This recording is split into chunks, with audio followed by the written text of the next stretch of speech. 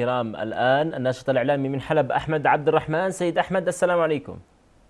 السلام عليكم ورحمة الله وبركاته. وعليكم السلام. سيد أحمد، يعني إن كان بالإمكان أن تطلعنا على آخر تطورات جمعة الأمس وتطورات هذا الصباح، خاصة أن حلب هذا الصباح تعرضت عدة مناطق منها للقصف. كيف هي الأوضاع عندكم الآن؟ في البداية أخي، وصل عدد شهداء حلب وريفها منذ البارحة حتى هذه اللحظة إلى 47 شهيدا، منهم نعم. 17 شهيدا أعدموا ميدانيا في حي الأعظمية، ومنهم أيضا 7 شهداء في الباب نتيجة القصف بالطيران الحربي.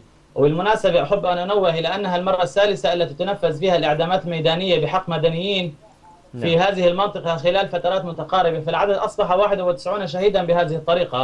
أما نعم. الأحياء التي قصفت بطائرات النظام الحربية والمروحية والمدفعيات الثقيلة داخل مدينة حلب فهي الفردوس وكرم البيك وبستان القصر وسيف الدولة وصلاح الدين والميدان وبستان الباشا والشيخ فارس وسليمان الحلبي والصاخور والعرقوب وطريق الباب والهلك وباب النصر وجديدة وبعيدين والحيدرية. وفي الحيدرية بالتحديد قامت عصابة الأسد المجرمة باستهداف خزان المياه بعدة قذائف من الطيران الحربي، ففجرت الخزان الذي يعد نعم. الخزان الاحتياطي الوحيد في حلب، حيث أغرقت المياه شوارع حلب. طبعا بعد قصف العديد من المخابز وانقطاع الخبز، يريد بشار قطع المياه أيضا عن حلب. أما نعم. الاشتباكات التي أصبحت يومية في حلب، والتي أرعبت عصابة أسد بعدما رأى وعصابته كيف أن الجيش الحر في حلب توحد ليطهر أرض حلب الشهباء من رجس عائلة الأسد. فقد دارت نعم. اشتباكات بين الجيش الحر وعصابة الأسد أمام قلعة حلب في محاولة لعصابات الأسد التوغل في أحياء حلب القديمة، في حين دارت اشتباكات أيضا في الميدان وسليمان الحلبي والشيخ فارس والإذاعة وجمعية الزهراء.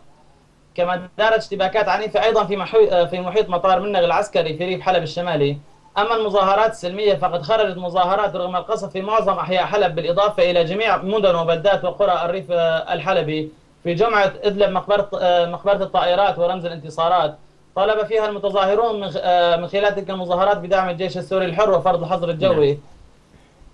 أما بالنسبة للوضع في ريف حلب فقد تعرضت عنجارة وحور بريف حلب الغربي للقصف الهمجي كما هو المعتاد بطائرات النظام وبمدفعياته الثقيلة. كما تعرضت مدينة الأتارب للقصف الهمجي والوحشي منذ البارحة حتى هذه اللحظة من الفوج 46، حيث استهدفت راجمات الصواريخ في الفوج 46 الفرن الآلي في مدينة الأتارب والمنطقة المحيطة به. كما تعرضت مدينة مارع وأعزاز وعندان وحريتان ورتيان بريف حلب الشمالي للقصف العنيف أيضا بالطيران الحربي ومن مطار منغ العسكري.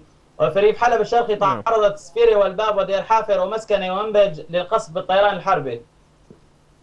طيب سيد أحمد، إذا أردنا أن نتساءل يعني على الصعيد السياسي بعيدا قليلا عن الميدان، يعني الإبراهيمي الآن يعني وصل حديثا إلى سوريا، يريد أن يلتقي بالأسد، والمجتمع الدولي ربما يعول كثيرا على أنه قادر على حل الأزمة، ويريدون منه يعني خطة عمل ربما أو تطوير على خطة عنان. هل تعتقدون كنشطاء على أرض الميدان كثائرين في داخل سوريا أن يعني مثل هذه الحلول السياسية تكون ناجعة فعلا، ويمكن أن نصل أو أن تخلصنا من الوضع وأن توقف فعلا الدماء التي تشكل البند الأول في خطة الإبراهيمي؟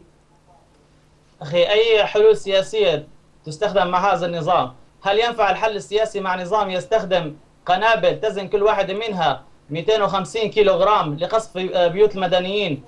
هل تنفع الحلول السياسية مع هكذا نظام؟ نحن لا نعول على الخطط السياسية، نحن نعول فقط على على الحل العسكري. نحن فقط نريد حظر جوي والحل يكون بأيدينا بعد ذلك. نحن نتصرف مع قوات النظام بعد أن نعم. يفرض الحظر الجوي. مشكلتنا الآن هي فقط مع الطيران الأسدي. بالنسبة لوضعنا في حلب مثلا، نحن نسيطر على معظم الأرض في حلب، لكن مشكلتنا كما قلت لك هي في الطيران. نحن فقط نريد حظر جوي وبعدها نوجد الحل بأنفسنا. طيب، ماذا عن ما تتحدث عنه أمريكا وبعض الدول الغربية من أنها أرسلت أسلحة مضادة للطيران إلى الجيش السوري الحر في أكثر من منطقة في سوريا عن طريق تركيا؟